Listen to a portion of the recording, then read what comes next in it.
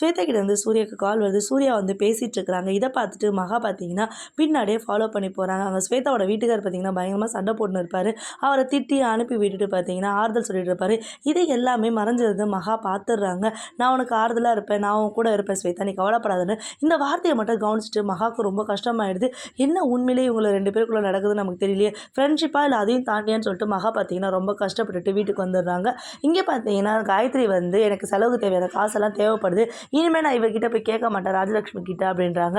ராஜலக்ஷ்மி என்கிட்டயா கேட்க மாட்டேன், இனிமேல் உனக்கு இன்னொரு ஆப்பு வைக்கிறேன்னு சொல்லிட்டு என்ன பண்ணாங்க, மகாவை கூப்பிட்டு எல்லார் எதிர்க்குமே வந்து அவங்களுக்கு பொறுப்பு கொடுக்குறாங்க, கொத்து சாவியை கொடுக்குறாங்க, கையில் ஒரு 5 லட்ச ரூபா பணத்தையும் கொடுக்குறாங்க. இங்கே யாருக்கு என்னென்ன தேவை, இந்த வீட்டு செலவு என்னென்னையோ நீ தாம்மா பார்க்கணும், இந்த வீட்டோட மூத்த மருமக நீ தாம்மா இந்த பொறுப்பை எடுத்துக்கணும், உனக்கு கொடுத்துட்றாம்மா இந்த பொறுப்புன்னு சொல்கிறாங்க. காயத்ரிக்கு பார்த்தீங்கன்னா பயங்கர கோவம் வந்தது. அனாமிகா வந்து நான் போய் இவகிட்டலாம் கெஞ்சி காசு வாங்க மாட்டேன், நான் எங்கள் அம்மா வீட்டில் போய் கேட்டு வாங்கிக்கிறேன் அப்படின்றாங்க. அங்கே சித்ராதேவிக்கு ரொம்ப பார்த்தீங்கன்னா வயிற்றுச்சலாக போயிடுது. இவகிட்ட போய் கொத்து சாவியை கொடுத்துட்டாங்களே, எதனா பண்ணுறதுன்னு தெரியலையே அப்படின்னு சொல்லிட்டு. ஆனால் பாட்டி என்ன பண்ணாங்க, அனாமிகா நீ இந்த வீட்டை பொண்ணு ஆனதுக்கப்புறம் உனக்கு என்னென்ன செலவோ அது எல்லாத்தையுமே பார்த்தீங்கன்னா இங்கே இருக்கவங்க மட்டும் தான் செலவு பார்த்துக்கணும், அதனால் உனக்கு என்ன தேவையோ அதை நீ வந்து மகா கிட்ட சொல்லணும் அப்படின்றாங்க. சரிங்க பாட்டின்னு சொல்லிட்டு சொல்லிடுறாங்க.